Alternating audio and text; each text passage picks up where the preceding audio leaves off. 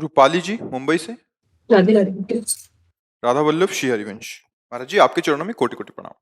गुरुदेव, अगर कोई सांसारिक मनोकामना की प्राप्ति के लिए कड़ी मेहनत के साथ पूरे दिल से भजन भी करते हैं, परंतु अगर हमें वो वस्तु प्राप्त नहीं होती तो उसे अपना प्रारब्ध समझकर स्वीकार करें या फिर से उसे पाने का प्रयास करें? नहीं, प्रारब्ध तो बाधा पहुंचाता है, लेकिन पुरुषार्थ करना हम छोड़ दें ये तो ठीक बात नहीं है। चाहे कामना हो या निष्कामता हो, हमें पुरुषार्थ करने से कभी कायरता नहीं लानी चाहिए।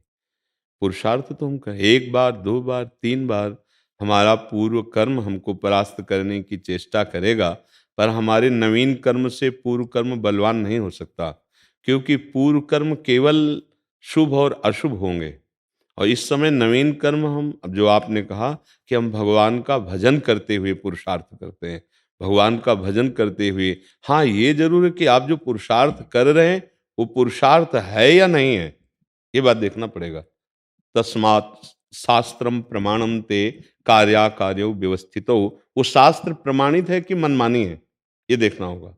अगर शास्त्र प्रमाणित है और आप नाम जप कर रहे हैं तो अवश्य अवश्य वो कर्तव्य कर्म फल दे के ही रहेगा। जब असत कर्म फल दे के रहता है तो सत्कर्म क्यों नहीं देगा? अगर हमारा पूर्व प्रारब्ध आकर के हमारे उस फल को अभी रोक दिया है, तो रोक दिया है, नष्ट नहीं कर दिया है, आगे चल करके हमें मिलेगा।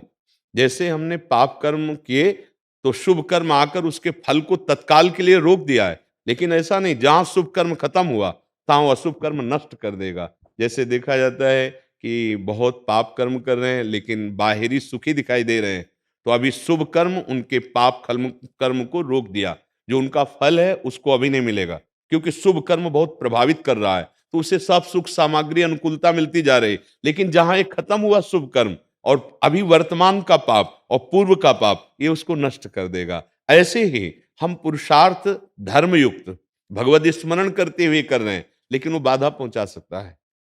पूर्व का हमारा प्रबल पाप बाधा पहुंचा सकता है, लेकिन जब तक वो पाप कर्म हमारा भोग क्षय नहीं होगा, तब तक हम बैठे नहीं रहेंगे। हम पुरुषार्थ के द्वारा उसको दबा करके नवीन प्रारब्ध की रचना करेंगे। नहीं तो हम में और पशु में अंतर क्या रहा? केवल प्रारब्ध कर्म ही हमको परास्त करता रहे, तो फिर इस मनुष्य देह की दिव्यता क्या रही? मनुष्य देह की दिव्यता यही है, पूर्व प्रारब्ध को दबाकर नवीन प्रारब्ध की रचना करके हम भगवत प्राप्ति कर सकते हैं। और कामनाओं की तो पूर्ति तो बहुत छोटी मोटी बात है। हम अपने पुरुषार्थ से भगवत चिंतन करके, निरंतर भगवत चिंतन का अभ्यास करके भगवान को प्राप्त कर सकते हैं। तो फिर माया जनित कामनाएं हैं, यहाँ जितनी भी कामनाएं हैं वो तो माया जनित है, अवश्य पूर्ण होती हैं, पर हमें पुरुषार्थ में कायरता नहीं लानी कि एक बार हमें फल नहीं मिला तो दूसरी बार के लिए हम निरुत्साहित हो जाए। नहीं, हमें हर बार प्रयास करना है, क्योंकि पूर्व जन्म के कर्म से ये देह बना है, उसमें शुभ और अशुभ मिश्रित हैं। दोनों अपना प्रभाव दिखाएंगे, जैसे दिन रात अपना प्रभाव दिखाते हैं, ऐसे दुख सुख अपना, ऐसे लाभ हानि, जय पराजय। अगर हमें क्षमता नहीं आई है, समदर्शन नहीं आया है सहने का, तो हम इतना तो इंतजार कर लें कि हमारा ये सत्पुरुषार्थ व्यर्थ जाने वाला नहीं है। ये अभी नहीं मिला तो हमें आगे अवश्य प्राप्त हो जाएगा। जैसे महाराज धर्म से चलने वाले युधिष्ठिर जी, अब ऐसा समय आया कि 12 वर्ष का वनवास, 1 वर्ष का अज्ञातवास, लेकिन उस समय भी उनको ब्रह्म ऋषियों का सानिध्य मिला और उस दुख को उन्होंने सहा। परिणामता हस्तिनापुर के चक्रवर्ती सम्राट पर महाराज युधिष्ठिर विराजमान हुए और पापाचारी दुर्योधन का सर्वनाश हुआ। तो हम पुरुषार्थ करना ना छोड़ दें, परिस्थितियां ऐसी आ सकती हैं। देखो, आजकल जैसे बताया जाता है कि हम आपकी परिस्थिति को सुधार देंगे। मेरी जो शास्त्र स्वाध्याय, संत समागम और भगवत कृपा से बुद्धि कहती है कि आपका यदि पुण्य कर्म उस समय लागू हो गया तो बात उन करें या न करें वो लाभ प्राप्त हो जाएगा। यदि आपका पुण्य कर्म नहीं लागू हुआ तो वशिष्ठ भगवान से बढ़ करके कोई ऋषि, तपस्वी, महात्मा, सामर्थ्यशाली, ज्ञानी, अद्वितीय महात्मा है वशिष्ठ जी। खूब शोध कर पत्रिका, सियाजू और रामजू का ब्याह हुआ था। उधर परम ज्ञानी सदानंद जी, इधर भगवान वशिष्ठ जी लगता है। दशरथ जी का मरण, सिया राम जी का वनवास, सिया जी का हरण, भारी युद्ध, 14 वर्ष की विपत्ति पूरी अयोध्या को। बात समझ लो। कर्मों का भगवान लीला करके, भगवान के ऊपर कोई कर्म लागू नहीं हो सकता, लेकिन लीला करके दिखा रहे हैं। आजकल हम कह वादा करते हैं कि हम तुम्हें सुखी कर देंगे, तुम्हारे कर्मों का नाश कर देंगे, तो भगवान वशिष्ठ से बढ़कर कोई नहीं है। ये बात इसलिए हम रखते हैं कि आप लोग भूल में ना पड़ें। तुम्हारा कर्म, तुम्हारा पुरुषार्थ, तुम्हारा भजन ही, नहीं तो भगवान श्री कृष्ण अर्जुन जी के सामने खड़े हैं और कह रहे हैं आप अपने द्वारा उद्धार कीजिए, आप अपने द्वारा आप उद्धार की, मैं उपदेश करता हूं, चलो तुम फिर मुझे प्राप्त करोगे। सामने खड़े हैं। अब विचार करके जरा देखो, अब भगवान से मिलने की क्या देरी, भगवान खड़े हैं। लेकिन भगवान ऐसा नहीं कह रहे। भगवान कह रहे जब तक मेरे में मन नहीं लगाओगे, मेरे में बुद्धि नहीं लगाओगे, मेरी उपासना नहीं करोगे, मेरी आज्ञा का पालन नहीं करोगे, अपने कर्तव्य का पालन नहीं, तो मैं समीप हूं लेकिन मेरे को प्राप्त नहीं हो पाओगे, तभी मेरे को प्राप्त होगे। तो हमें लगता है कि भूल भुलावे में ना फंस के कि हमारे कोई कार्य बना सकता है, ये बिल्कुल भ्रम है। एकमात्र तुम्हारा सत्कर्म ही तुम्हारी रक्षा करेगा। देखो, समस्त ब्रह्म ऋषियों में सर्वश्रेष्ठ परमहंस श्री सुखदेव जी, परीक्षित जी को तक्षक सर्प काटने का श्रृंगी ऋषि ने शाप दिया, मिटा देते। अवधूत शिरोमणि हैं, परमहंस हैं, इतने महान पुरुष है, नई सृष्टि रचना कर सकते हैं, पर भगवान के विधान को नहीं मिटा रहा। 7 दिन भागवत सुनाकर उद्धार किया, और बड़े बड़े वहां ब्रह्म ऋषि बैठे हुए थे। आजकल हम ऐसा मन में सोचने लगते हैं कि हम हार रहे हैं, तो चले, कोई हमें जंतुर बांध दे, कोई हवन कर दे, कोई कलावा बांध दे, कोई आशीर्वाद दे दे, हम इसकी अवहेलना नहीं करते, बढ़िया है। लेकिन आप विश्वास आंतरिक तस्मात् शास्त्रम प्रमाणम से, कि आपको अपने कर्म का ही फल मिलेगा। जैसे आप यहां आए हैं चलकर, तो आपका एक सत्कर्म हुआ, हो सकता है आपकी कामना पूरी हो जाए। आपको लगेगा बाबा जी के पास जाने से कामना पूरी हुई, आपके भाव और आपका सत्कर्म बना है, खुली बात है। ये कभी भूल भुलावे में ना रहिए कि आपको कोई कुछ दे देगा और आप उन्नतिशील हो जाएंगे। अगर आपका कर्म लागू हो गया, शुभ कर्म, तो कोई दे या न दे, अपने आप उन्नतिशील हो जाओगे। और चाहे जितना हो, इन बड़े बड़े महापुरुषों से, सृष्टि के जो बड़े बड़े महापुरुष हैं, उनसे बड़ा कोई आज तक नहीं हुआ। वो नहीं बदल पाए विधान को। इसलिए भजन, कर्तव्य कर्म का पालन, और जय हो या पराजय, सुख हो या दुख, लाभ हो या हानि, हम कायरता रूपी दोष ना आने दे, पुरुषार्थ करते रहें। हाँ, जैसे हम संत समागम के लिए जा रहे हैं, तो अपने मन को पावन करके अध्यात्म समझने के लिए जा रहे हैं, यही आशीर्वाद है। तुम्हारा मन मलिन वासनाओं से हटकर सतमार्ग में लग जाए, तुम्हारी गंदी आदतें छूट जाए, तुम सच्चे मनुष्यता या दैवी संपदावान बनो। इसलिए ये भुलावे में मत फंसिए, समय को नष्ट मत कीजिए। तुम गलत आचरण करके किसी का आशीर्वाद प्राप्त करके सुखी हो जाओ, लिख लो कागज में। भगवान भी सुखी नहीं कर रहे हैं, यहीं बैठे हैं। सबके हृदय अछत अभिकारी, भगवान यहीं बैठे हैं, सबके हृदय में बैठे हैं, लेकिन शांत और मौन बैठे हैं। कब तक? जब तक आप भजन करके सत आचरण नहीं करोगे। बुरे आचरण करोगे, देख रहे हैं, आपको दंड मिलेगा। जब भगवान के बैठने से सकल जीव जग दीन दुखारी, सबके हृदय अछत अभिकारी, पर सकल जीव जग दीन दुखारी, तो और कौन बचा? इसलिए अपना कर्म, अपना आचरण अगर आप ठीक कर लिए और आपका नाम जब चल रहा है, आप शास्त्र सम्मत अनुष्ठान कर रहे हैं, तो हार नहीं हो सकती। एक बार सही, 2 बार सही, लेकिन हम विजय को प्राप्त होंगे, परास्त होना नहीं चाहिए, पक्का। जो हार गया, निराशा धारण कर ली, फिर मानव जीवन की सफलता वो नहीं प्राप्त कर सकता। हारना नहीं है। एक साधक कई बार पतित हो चुके थे, अब उनके मन में आया कि जंगल में चलकर हम अपने शरीर को नष्ट कर देते हैं, क्योंकि हम सफलता नहीं प्राप्त कर पाए। तो ऐसे बैठे थे, पेड़ की तरफ देख रहे थे, एक चींटा चढ़ रहा था, वो फिर गिरा, फिर चढ़ रहा था, फिर गिरा, 100 बार कम से कम गिरा, फिर आखिरी में देखा चढ़ गया, तो उन्होंने मरने की आशा छोड़ दी कि अभी तुम 100 बार नहीं गिरे हैं, अभी ये 100 बार गिरने के बाद भी चढ़ गया, इसका मतलब मैं निकल सकता हूं और बहुत अच्छे महात्मा हुए। तो हो सकता है हमारा कोई कर्म हमको परास्त कर रहा हो, लेकिन हमें परास्त नहीं होना, हमें नवीन पुरुषार्थ करना। हम भगवान के अंश हैं, हम भगवत भजन बल से, क्योंकि अभी तक भजन नहीं हुआ, शुभ अशुभ कर्म होते रहे, अब मुझे इस जन्म में ज्ञान हुआ कि त्रिगुणातीत, मायातीत करने वाला भगवान का नाम है। अब जो राधा राधा, कृष्ण कृष्ण या राम कृष्ण हरि जो नाम जप कर रहे हैं, ये कर्म साधारण नहीं है, ये त्रिगुणातीत है, चिदानंद है। ये तुम्हारे हर प्रारब्ध को नष्ट करने की सामर्थ्य रखता है, पर श्रद्धा पूर्वक दीर्घ काल तक निरंतर जपने पर फिर वो सामर्थ्य आती है। इसलिए निराशा नहीं, हमें निराश नहीं होना, हमें उदास नहीं होना, और हमें पुरुषार्थ नहीं छोड़ना। पर ये ध्यान देना है कि जिसे हम पुरुषार्थ मान रहे हैं वो शास्त्र सम्मत है कि नहीं है, वो हमारा कर्तव्य है कि नहीं है। कहीं हम विपरीत दिशा में अपनी सामर्थ्य तो नहीं खो रहे हैं। अनुकूल श्री कृष्ण अनुकूलेन, प्रभु के अनुकूल शास्त्र सम्मत अनुष्ठान निश्चित फल दे के रहता है। किसका प्रश्न था? जी, वो निश्चित फल दे के रहता है। जब साधारण अशुभ कर्म फल दिए बिना नष्ट नहीं हो रहे, तो सत्कर्म कैसे नष्ट हो सकता है? इसलिए धैर्यवान बन करके हम बार बार अनुष्ठान करें तो हम विजयी होंगे। नवीन प्रारब्ध रच जाएगा निश्चित। ये कोई प्रारब्ध बहुत बड़ा देवता नहीं, हमारे कर्म ही है पूर्व के, जो शुभ अशुभ कर्म है। इस समय हम भजन के बल से दोनों को नष्ट कर सकते हैं, शुभ और अशुभ दोनों को, तभी तो भगवत प्राप्ति होती। शुभ अशुभ दुर्ग विध्वंस बल तब जयति जयति जग उच्चले। हम अपनी शक्ति को खो दिए हैं, हम अपनी शक्ति की जो वृत्तियां हैं उनको भोगों में लगा करके भूल गए। नहीं तो जागृत हो जाए, सच्ची कह रहे, वही भगवान बैठा हुआ है, तुम भगवान के अंश हो, तुम में अपार सामर्थ्य है, तुम साक्षात भगवान बन सकते हो। और कर्म बिगड़ जाए तो नाली का कीड़ा बन सकते हो। हम ही लोग तो बने हुए हैं, कोई और थोड़ी है।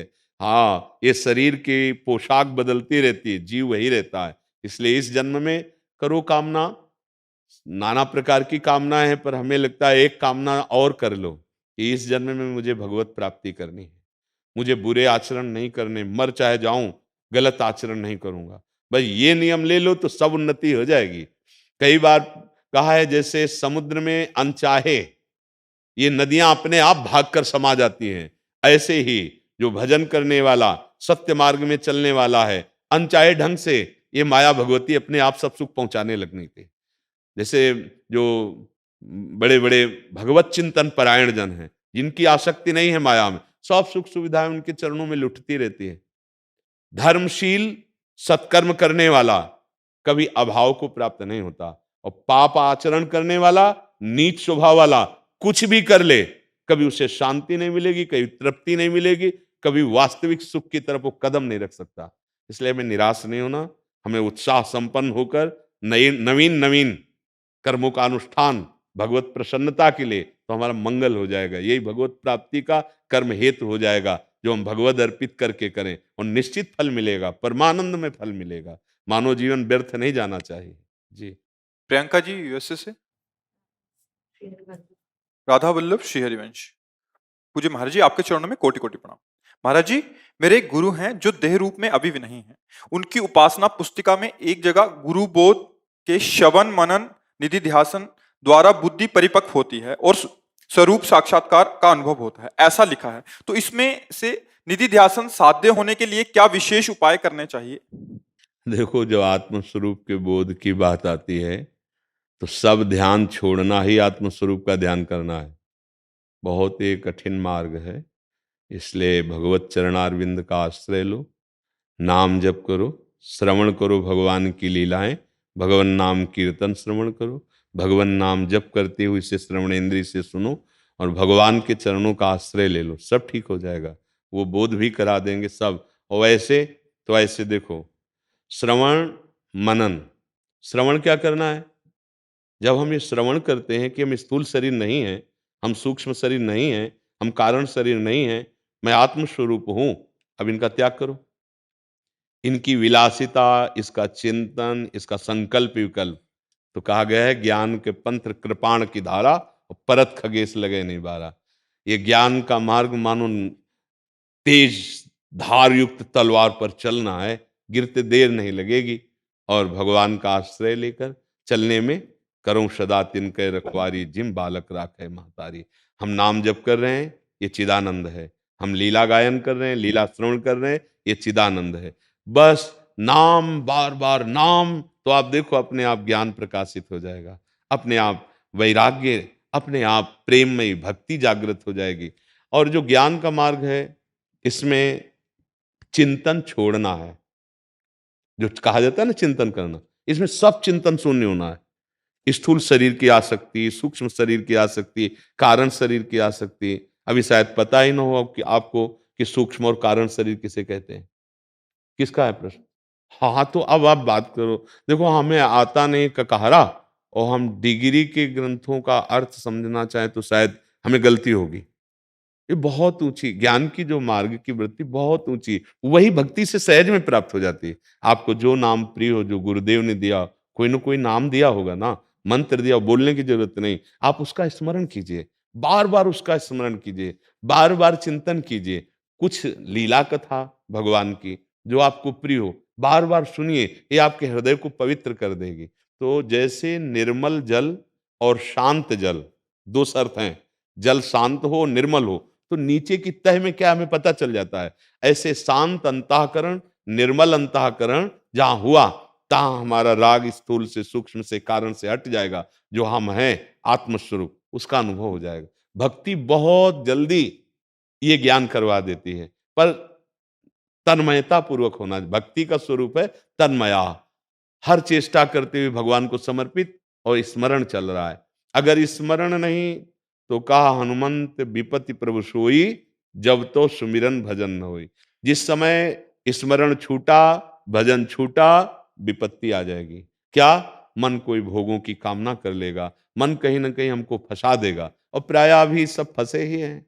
मन बार बार उन्हीं को लालायित होकर भोगना चाहता है। खान पान सामग्री, ये पूरी सृष्टि को 5 में बांध दिया गया। शब्द, स्पर्श, रूप, रस, गंध, इसी में मन भागता रहता है। किसी में अनुकूलता, किसी में प्रतिकूलता, और इन्हीं को जो मिटा दे वही महात्मा, और जो इन्हीं में फंस जाए वही संसारी।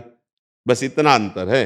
ना इसमें एक शरीर का कोई भेद है कि स्त्री शरीर, पुरुष शरीर, ना इसमें भेद है गृहस्थ या विरक्त। जो चाहे भगवत प्राप्ति का अवसर है, कर सकता है। पुरुष नपुंसक नारीवा जीव चराचर कोय, सर्व भाव भज कपट तज मोहि परम प्रिय सोय। तो जो निधिध्यासन है, अपने स्वरूप का ध्यान, उसका मतलब ये है कि हर ध्यान खत्म हो जाए। इस जगत का ध्यान, इस शरीर का ध्यान, मन में जो अंतःकरण में जो स्फुरित हो, वो सब शांत हो जाए, हमारा स्वभाव भगवत स्वरूप हो जाए। ये अब बहुत कठिन है, बहुत कठिन है। देखो, नाम कितने घंटे आप जप सकते हैं? आप अंदर से देखो। कितने घंटे आप बराबर भगवान का चिंतन कर सकती हैं? मना स्थिति 1 मिनट टिकने के लिए राजी नहीं है, तो हम कैसे विस्मरण कर पाएंगे? अब क्या करें? गुरुदेव स्वरूप भगवान का आश्रय ले लें और नाम जप करें और खूब भगवत चर्चा सुने, अच्छे आचरण करें, तो भगवान की कृपा से ज्ञान हो जाएगा। भक्त परम ज्ञानी होता है। जैसे श्री हनुमान जी महाराज, देखो भक्त है ना, और हनुमान जी को कहा गया ज्ञानिनाम अग्रगण्यम बुद्धिमताम वरिष्ठम, बुद्धिमानों में सबसे श्रेष्ठ और ज्ञानियों में सबसे श्रेष्ठ। गरुण जी भगवान के भक्त हैं, उनको कहा गया गरुण महाज्ञानी गुण राशि। विश्वामित्र जी भगवान के परम प्रेमी हैं, उनको कहा गया विश्वामित्र महामुनि ज्ञानी। तो ऐसा न समझे कि भगवान के भक्त में वो ज्ञान नहीं प्राप्त होता। बड़ी सहजता से, सरलता से वो आत्मबोध प्राप्त कर लेता है, पर आत्मबोध की तरफ चलना बहुत कठिन है। क्योंकि यम नियम संयम, तब हम आगे बढ़ सकते हैं। अब देखो कितना ब्रह्मचर्य है, कितना मनोनिग्रह है, कितना प्राणों को सूक्ष्म किया है, कितना वाणी पे संयम है, कितना हमारी एकाग्रता है, ये सब खाली है। देख लीजिए, इन सब से हमारा हाथ खाली है। फिर हम कैसे इतनी ऊंचाई वाले मार्ग पर चढ़ सकते हैं? तो क्या करें? हम गोद में बैठ जाते हैं। जो समर्थ हैं वो भगवान हैं, वही गुरु हैं। हम उनके गोद में बैठ जाते हैं, वो हर ऊंचाई हमारे पास खुद आ जाएगी। ये खास बात होती है। इसमें चढ़ना नहीं होता, इसमें स्वयं वो ज्ञान विज्ञान भगवान हृदय में स्फुरित कर देते हैं। जिनकी श्वासों से वेदों का प्रादुर्भाव हुआ, यदि वो भगवान का आश्रय हम लिए तो हमें कौन सा ज्ञान बकाया रह जाएगा? तो हमें तो यही लगा है, पूरा उस मार्ग से आते हुए, विज्ञान मार्ग से, कि एकमात्र भगवान का आश्रय लेकर अपने कर्तव्य का पालन करते हुए यदि नाम जप किया जाए तो सब ज्ञान प्राप्त हो जाएगा। ऐसे संतों के दर्शन किए जिन्होंने कभी का नहीं पढ़ा गंगा के किनारे, कभी स्कूल नहीं गए, पर वो जो बोलते हैं वो सब वेदों में लिखा हुआ है, वो सब शास्त्रों में लिखा हुआ है। क्यों? नाम जप किया तो हृदय में वही सब ज्ञान स्फुरित हो गया। आप बड़े बड़े ब्रह्म ऋषियों को देखिए, कई ऐसे ब्रह्म ऋषि जो सीधा नाम नहीं जप सकते थे, और वो अवस्था ऐसी हुई कि उच्च कोटि की अवस्था, भगवान के अवतार के पहले भगवान की लीलाएं रच दी, ऐसे महापुरुष हो गए। नाम बहुत बड़ा महिमामय, और कलिकाल में ज्ञान विज्ञान योग और सब यज्ञ आदि तो असंभव ही हो रहा है। अब देखो, प्रायः बाजार का अगर घी आप खरीदे तो उसमें अभक्ष पदार्थ मिले ही होंगे, पक्का समझो। अब बताओ, कैसे हम यज्ञ पूर्ण करेंगे, कैसे हमारी पूजा पूर्ण होगी? कलिकाल में अगर मूंग की दाल खरीद के लाओ और पानी में धो तो हरापन निकलेगा। मतलब हर जगह अपवित्रता का ही। अगर घिया ला रहे हैं कि बहुत सुंदर घिया, तो इंजेक्शन लगाया गया है, वो बढ़ गई है। मतलब अब एक बात रह गई, इसलिए गोस्वामी जी पहले लिख दें, ये कलिकाल मलायतन मन कर देख विचार, श्री रघुनाथ नाम बिन नाहि नान आधार। ये कलयुग बड़ा दोषी है, ये दोष फैलाता चला जा रहा है। हमारा खान पान, हमारा व्यवहार, हमारा विचार, हमारा चिंतन सब दोषयुक्त होता जा रहा है। तो इसमें एक ही बात आपका उद्धार कर सकती है, नाम जप। कलयुग केवल नाम आधारा, सुमिर सुमिर नर उतरहि पारा। तो युग धर्म के अनुसार अब ज्ञान विज्ञान यज्ञ साधना और अष्टांग योग आदि बहुत कठिन है। कोई बिरला, ऐसा नहीं कि नहीं होंगे, बिरला ही कोई ऐसा अनुष्ठान करके निपट जाए। बहुत कठिन है इस बहु समुद्र से माया से पार होना। एक उपाय है, राधा राधा राधा राधा राधा। हम जैसे भी हैं अपनी लाडली जू के हैं, अपने प्रभु के हैं, और नाम चल रहा है, अब वो संभाल लेंगे। वो सब अंदर ज्ञान विज्ञान प्रकट कर देंगे, वो सब अंदर काम क्रोध को शांत कर देंगे, पक्का। अगर वो ना कृपा करते तो अपने लोग आगे कदम बढ़ा ही नहीं सकते थे, उन्हीं की कृपा से बढ़ता है। तो ये बहुत शोधी हुई बात, बहुत शास्त्र सम्मत बात, कि नाम जप के द्वारा हम ज्ञान प्राप्त कर सकते हैं, वैराग्य प्राप्त कर सकते हैं, भक्ति प्राप्त कर सकते हैं, और यहां तक कि भगवान को अधीन कर सकते हैं। सुमीर पवन सुत पावन नामू, अपने बस करी राखे रामू। खूब नाम जप करो, मेरी यही प्रार्थना है। ज्ञान विज्ञान लायक अब समय नहीं रह गया है। हाँ, नाम जप करो और परिवार को भगवान का स्वरूप समझो। पति हैं, पुत्र हैं, सबको प्यार दुलार करो और सबकी सहो। देखो, एक दूसरे की सहकर प्रेम वर्धन होता है। कभी त्रुटि पत्नी से हो जाए, कोई व्यवहार में अनुकूलता प्रतिकूलता आती रहती है, पति को सहना चाहिए। कभी पति से हो जाए, पत्नी को सहना चाहिए। इस तरह के प्रेम व्यवहार में हमारा जीवन धर्ममय और भक्ति में व्यतीत हुआ। केवल स्वार्थ और अनुकूलता की मांग करने वाले राक्षसी बुद्धि को प्राप्त हो जाते हैं, और उनका गृहस्थ धर्म चौपट हो जाता है। ये ध्यान रखना। हाँ, अगर हमारी सच्ची पूजा है तो हम पति में भगवान देखें, हम पत्नी में भगवान देखें, माता पिता में देखें, पुत्र में देखें, और उन्हीं को दुलार प्यार करें ना, बहुत बढ़िया पूजा हो गई। हमारे भगवान सबके हृदय मंदिर में विराजमान है। ऐसा ज्ञान हो जाए तो विशुद्ध ज्ञान हो जाए। भगवान कह रहे हैं ऐसा ज्ञान होना, वासुदेवा सर्वमित सम आत्मा सुदुर्लभा, सबके हृदय में भगवान विराजमान है। ऐसा मानकर आज जो अविश्वास बढ़ता जा रहा है ना संबंधों में, ये ठीक नहीं है। ये हमारे जीवन के लिए बहुत घातक है। बोलो, पति पत्नी में विश्वास नहीं रह रहा है तो और क्या फिर होगा? पिता पुत्र में विश्वास घात शुरू हो गया, अब फिर क्या रह गया? हमारा समाज उन्नति को प्राप्त हो रहा है कि अवनति को प्राप्त हो रहा है? आप विचार करके देखो। एक दूसरे के प्रति जीवन समर्पण किया जाता था, और वो जीवन आजीवन निर्वाह किया जाता था। आज क्या हो रहा है? अनुकूलता बनी तो ठीक है, प्रतिकूलता बनी तो संबंध विच्छेद हो गया, या राग द्वेष या मारपीट या हिंसा आदि दोषों में। मुझे तो लग रहा है कि बहुत खतरे में समाज है।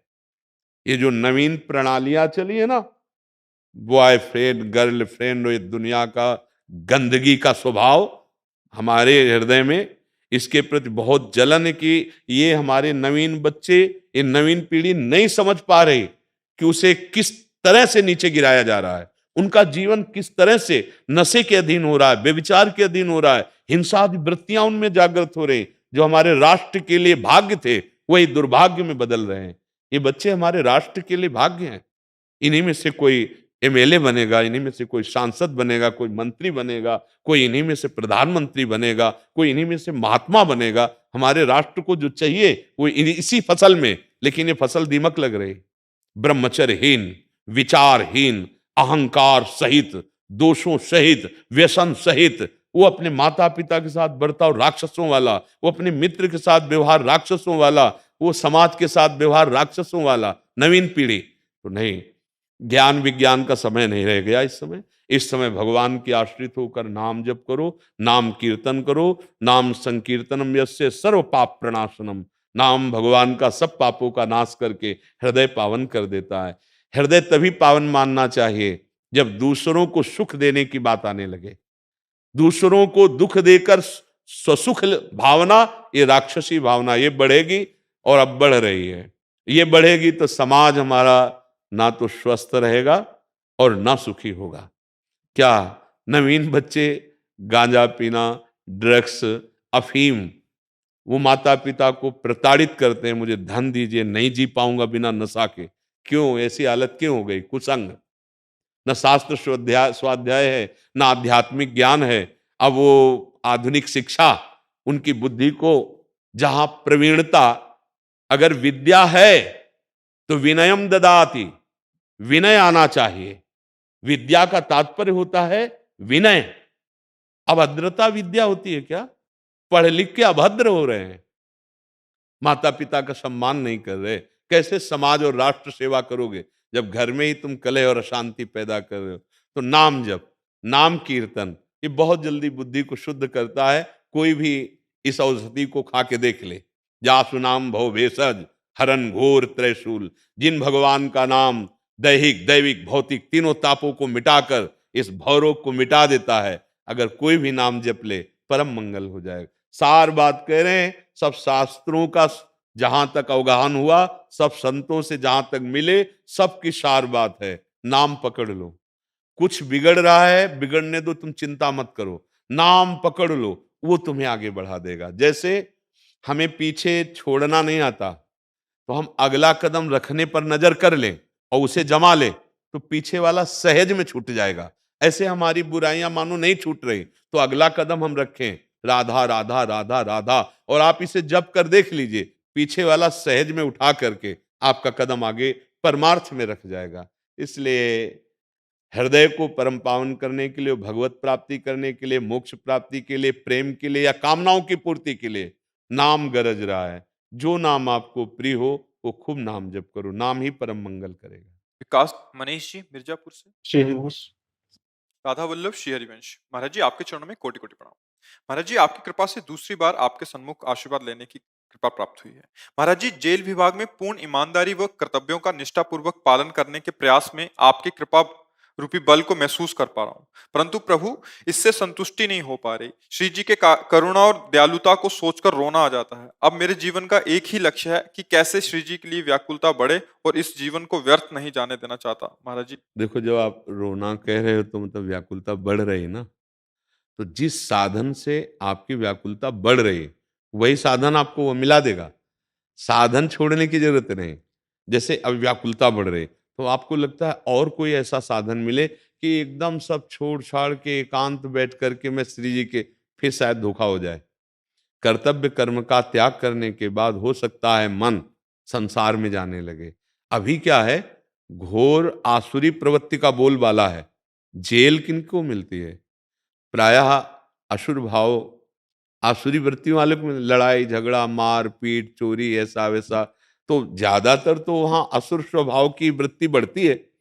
भाई अपने असुर स्वभाव कहते हैं दूसरों से सुख लेने की भावना, इसी में सब पाप हो जाते हैं। दूसरों से सुख लेने की भावना, उसका चाहे नाश हो जाए चाहे जो कुछ हो जाए, मुझे सुखी होना है, इसी में व्यभिचार होता है, इसी में हिंसा होती है, इसी में चोरी होते, जितने भी पापा जो, तो हमें लगता है जेल में प्रायः ऐसे ही।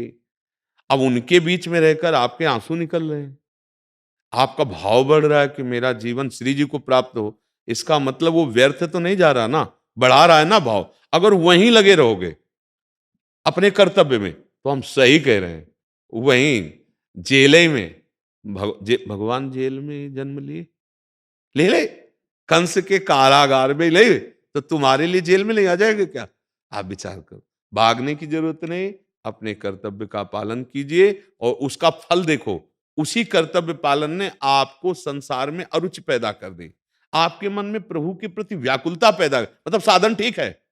अब अगर हम चूक करेंगे कि उस साधन को छोड़ देंगे और हम भागेंगे व्याकुलता पूर्वक, तो हो सकता है कि हमारा मन फिर धोखा देने लगे, फिर हमें संसार की याद आने लगे, फिर भोगों की याद आने लगे। इसीलिए भगवान सबसे ज्यादा जोर देते हैं कि आसक्ति रहित होकर के अपने कर्तव्य का पालन करो, तो तुम्हारी मेरे में आसक्ति हो जाएगी।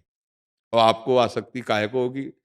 जेल के कैदियों से आसक्ति तो होने वाली नहीं, क्योंकि अलग-अलग स्वभाव के, रुद्र स्वभाव के सब है, तो उनकी सेवा की भावना जो आपके अधिकारानुसार है और खूब नाम जप, वही साधन आपको उठा देगा, वही भगवत प्राप्ति के मार्ग में चला देगा। भगवान के लिए भागने की कहीं जरूरत नहीं, कहीं भी भाग के जाओ, संसार वैसे का वैसा ही हृदय में रहता है। और वहीं रहकर, अगर पिछली बार भी ये चर्चा की होगी, तो यही कहा होगा कि वहीं रह कर के देखना, वो वहीं से तुम्हारी अगर उस कुसंग में तुमने सत्संग का रंग चढ़ा लिया, तो विश्व में तुम्हारे को फिर कोई परास्त नहीं कर सकता। इसीलिए हम कहते हैं घर में रहकर भजन करने से मानो किले की लड़ाई है। किले की लड़ाई, आप अपने को बचा करके युद्ध में विजयी हो सकते हैं, लेकिन बाबा जी बनने का मतलब है मैदान की लड़ाई, चौड़े की लड़ाई। और इसमें बहुत मार पड़ती है, वो कोई वीर योद्धा मैदान में सफलता पा सकता है। किले की लड़ाई में तो सफलता हो सकती है कि जैसे काम सताया, तो आपका पाणी ग्रहण संस्कार है, आपको कोई पाप तो लगेगा नहीं, धर्म पूर्वक आप सेवन, आपके अंदर जो भी विकार आ रहे हैं, तो किले की लड़ाई है, धर्म पूर्वक उसका सेवन कर लो। लेकिन जो वैराग्य मार्ग में है, अब अब उसको सीधा वार सहना, केवल सहना है, उस आग को केवल सहना है। तभी तो जगत ऐसे करता है, संतों के आगे क्यों करता है? ऐसे करता है कि जहां हम फिसल गए वहां तुम पास हो गए, इसी बात का तो है। नहीं तो वही पांच भौतिक शरीर है, वही आत्म तत्व आप में है, कोई अंतर नहीं। तो मुझे लगता है अगर गृहस्थी में रहकर अपने अपने कर्तव्य पालन करते हुए नाम जप कर ले, तो बहुत बड़ा महात्मा है। हमारी तो एक ही जिम्मेदारी है कि रात भर, दिन भर बस भगवान का चिंतन करना है।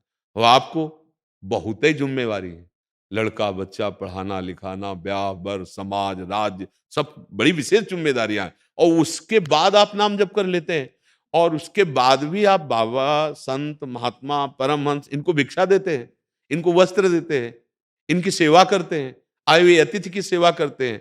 ये इससे बढ़िया क्या बात है? सबसे श्रेष्ठ गृहस्थ आश्रम हो गया, नहीं हो गया? क्योंकि संत महात्मा भी वहीं पैदा होते, उन्हीं के द्वारा पोषित होते। आज भी भिक्षा हमें गृहस्थों से ही तो मिल रही। हम भले कह रहे हैं भगवान दे रहे हैं भाव से, लेकिन निमित्त तो बना ही रहे ना गृहस्थ को, कोई ना कोई गृहस्थ आकर भिक्षा देता है। तो बस ये आप गृहस्थ में हैं, और आपको जो ड्यूटी मिली, वही व्याकुलता ये बढ़ती चली जाएगी, क्योंकि अरुचि बढ़ रही है, तो ये व्याकुलता बढ़ रही, मतलब साधन ठीक चल रहा है। अब अगर इसे छोड़कर भागने की सोचा जाए, तो मुझे लगता है फिर धोखा हो सकता है। कर्तव्य छोड़ने के लिए, आपका कर्तव्य तो अभी काटने वाला नहीं ना, अर्जुन जी का काटने वाला है, गला काटने वाला है। भगवान कह रहे मार इनको, अपने कर्तव्य का पालन। वो यही कुछ कह रहे हैं कि हम थोड़ा संन्यास लेकर अब भिक्षाटन ये नहीं कर पाएंगे, घोर कर्म है। भगवान कह रहे नहीं, उत्तिष्ठ परंतप, युद्ध कर, मार इनको। तो ये आप अपने कर्तव्य का पालन करो, और आप वहां देखते रहिएगा। जैसे आपने कहा कृपा का मुझे अनुभव हो रहा है, पक्का, क्योंकि भगवान आप पर कृपालु हैं, तभी आप ऐसी सेवा में ऐसे भाव से युक्त है। खूब नाम जप करते रहिए, और उचित जो आपका कर्तव्य है उसमें ना तो दयालुता और ना हिंसा, दोनों को ध्यान रखना है। जहां दयालुता की जरूरत है वहां दयालुता, जहां हिंसा की जरूरत है वहां हिंसा, कहीं कहीं ऐसा। तो अब जैसे ऐसे पदों में, ऐसे अधिकार में है, अब वहाँ कहीं दयालुता की आवश्यकता होती, तो कहीं शासन की भी आवश्यकता होती है। उसमें मत चूकना। जैसे अर्जुन को भगवान कह रहे हैं मारने की बात, तो अब अर्जुन दयालु पुरुष हैं, बड़े धर्मात्मा हैं, तभी तो उनके हृदय में बात आई कि कैसे भीष्म जी को जिन्होंने अंगुली पकड़ के चलाया, जिन्होंने प्रत्यंचा चढ़ाना सिखाया, कैसे उन पे बाण चलाऊंगा। भगवान कह रहे ये कर्तव्य नहीं कहता। द्रोणाचार्य जी ने जब अर्जुन को सर्वश्रेष्ठ धनुर्धर होने का वरदान दिया था, तभी गुरुदक्षिणा मांगी थी।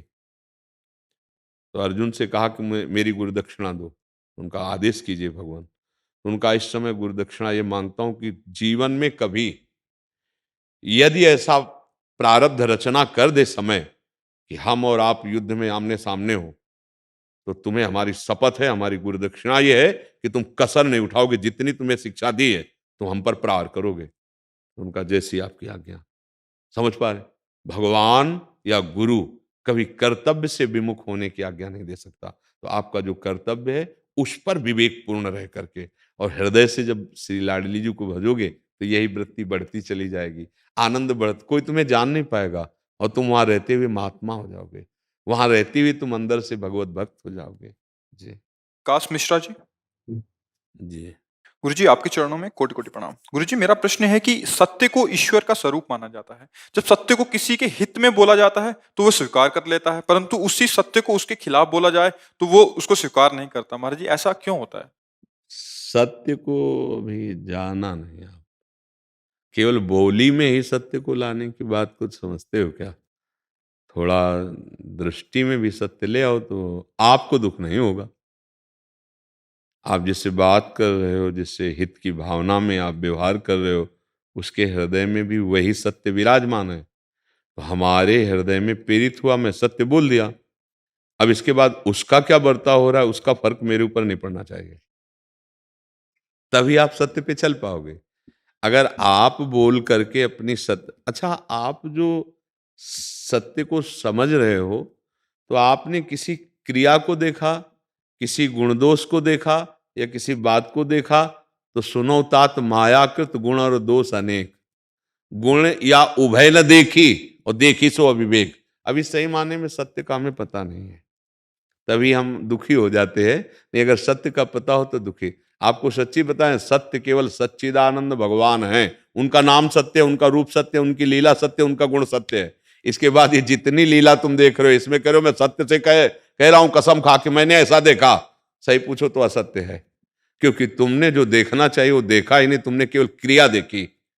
क्रिया देखी और क्रिया तीन गुणों से प्रेरित हो रही, सतोगुण रजोगुण तमोगुण। तो तुम गुण के अंतर्गत जो देख रहे हो, तो सुनो तात मायाकृत, ये गुण और दोष अनेक। और सबसे बड़ा गुण क्या है? गुण या उभय ले देखी, दोनों नहीं देखना, न गुण न दोष। अब देखो क्या, सिय राम में सब जग जानी। अब अगर सत्य देखो ये, तो आपको कभी दुख नहीं होगा। पर हाँ, अब व्यवहार की भाषा में कहते हैं, हमने अध्यात्म की भाषा में बताया, व्यवहार की भाषा में कि हमने जैसा देखा, जैसा सुना, जैसा पढ़ा, उसके अनुसार मैंने बोल दिया। अब आपको बुरा लग रहा है तो मुझे कोई उसमें फर्क नहीं पड़ने वाला, आपको अच्छा लग रहा है तो मुझे उसमें कोई खुशी होने वाली नहीं। मैं सत्य के मार्ग का पथिक हूं, सत्य वाणी बोलता हूं, सत्य आचरण करता हूं, सत्य व्यवहार। अब उसके बाद किसी की जो प्रक्रिया है, उसके प्रति क्या प्रतिक्रिया आती है, उसे हमें नहीं देखना। अगर उसे देखोगे तो फिर मतलब दुखी हो जाओगे, फिर सत्य पे चलना कठिन हो जाएगा। क्योंकि गालियां मिलेंगी, अपमान मिलेगा, चार लोग आपके खिलाफ हो जाएंगे। माया का एक खेल है, हमें नहीं देखना है। ले हाँ, कोई बर्दाश्त नहीं कर पाता जब कोई सत्य और धर्म से चलना चाहता है, तो पैर घसीट कर उसी नाली में गिराना चाहता है जहां वो गिरा होता है। ये हम बिल्कुल व्यवहारिक भाषा में बोल रहे हैं। इसलिए अपने को दुखी नहीं करना है, अपने को अपने भगवान का साथ पाकर ही चलना है। अगर आप यहाँ किसी को मित्र बनाना चाहें कि धर्म से चलने के लिए हम इनको दोस्त बनाए हैं, तो बड़ा मुश्किल पड़ जाएगा कि कोई आपका दोस्त बने। नहीं तो वो चलेगा आपके साथ दोस्त बन के, लेकिन आपकी टांग खींचेगा वहीं असत में गिराने की। सच्चे दोस्त तो भगवान ही हैं, जो केवल भगवान ही हमारा साथ देंगे। यहाँ तो छल कपट का राज्य है, भला कोई सतमार्ग का हमें सहयोग दे, ऐसा असंभव है।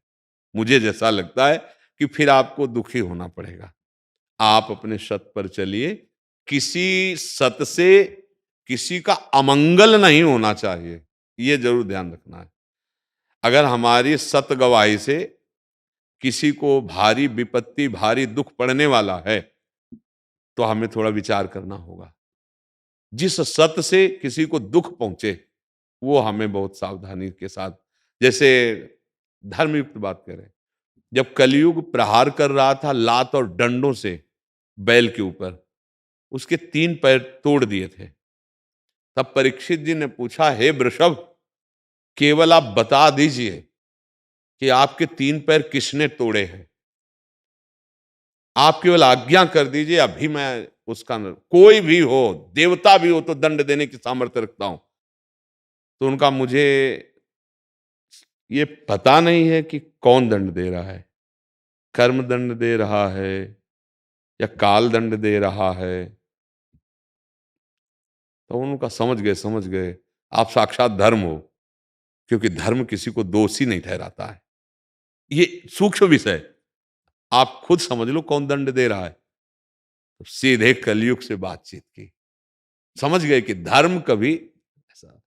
हाँ, तो हमें लगता है कि हम कहीं सत्य की ऐसी कड़वाहट न फेंक दें जिससे किसी का हृदय टूट जाए या किसी का जीवन संकट में पड़ जाए। अपने को मृदु कर, हित कर और सत्य, सत्य हो पर मृदु, सत्य हो पर हित कर। जैसे कहा जाता सत्य तो कड़वा ही होता है, ऐसा नहीं होता, ऐसा नहीं होता। सत्यवद, मृदुवद, हितकर, उसका कल्याण हो, उसका हित हो और मीठे वचन हो। परुख वचन ये ठीक नहीं, कड़ुए वचन ये ठीक नहीं, निंदा वचन ये ठीक है। कहीं हम सत्य की आड़ में निंदा तो नहीं कर रहे किसी की। बहुत सत्य के विषय को समझना थोड़ा बड़ी सावधानी का विषय है। हाँ, वचन बहुत विचार करके बोले और ये विचार हो कि जिसके प्रति बोल रहे हैं मृदु, हितकर, उसका कल्याण निश्चित होगा इससे। ऐसा जैसे अपने लोग कहते हम तो सत्य बोलेंगे, तुम्हारा बुरा लगे या बुरा हो तो तुम जानो, नहीं, ऐसा शास्त्र आज्ञा नहीं कर रहा। सत्य बोलना है, मृदु बोलना है और हितकर बोलना है। हितकर बोलना है, उसका मंगल होना चाहिए, उसका हित होना चाहिए। अब हित कैसे होगा, अब इसमें भी बड़ी सूक्ष्मता है। अब वो भारी अधर्माचरण करने वाला है, अगर हमारे साक्षी से वो बंदी बना लिया जाता है तो बहुतों को सुख मिलेगा। धर्माचरण करने वाला बहुतों को दुख देता, इसलिए बहुत विस्तार धर्म का है। इसलिए बड़े बड़े महापुरुष धर्म निर्णय पर केवल मौन हो जाते हैं कि बड़ा धर्म का सूक्ष्म स्वरूप है।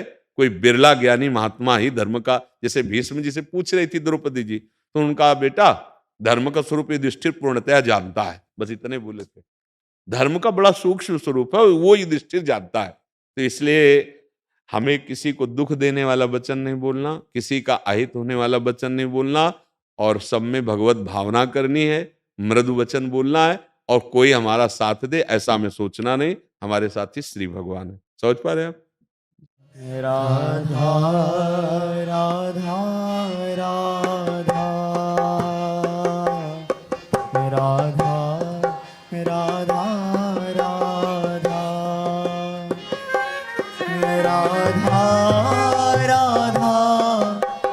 राधा राधा राधा राधा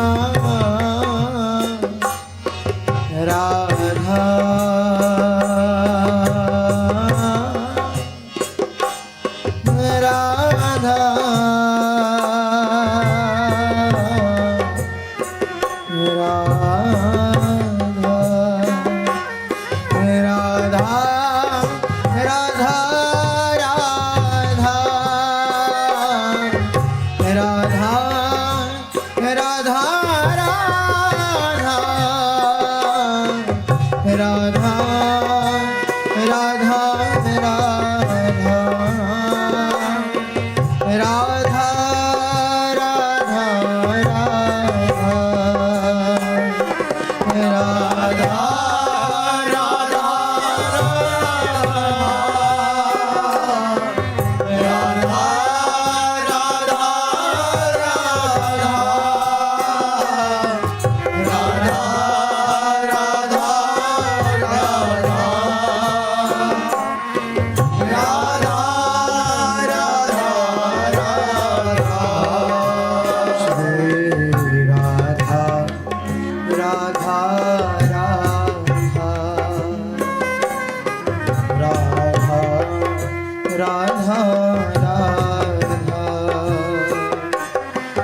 राधा राधा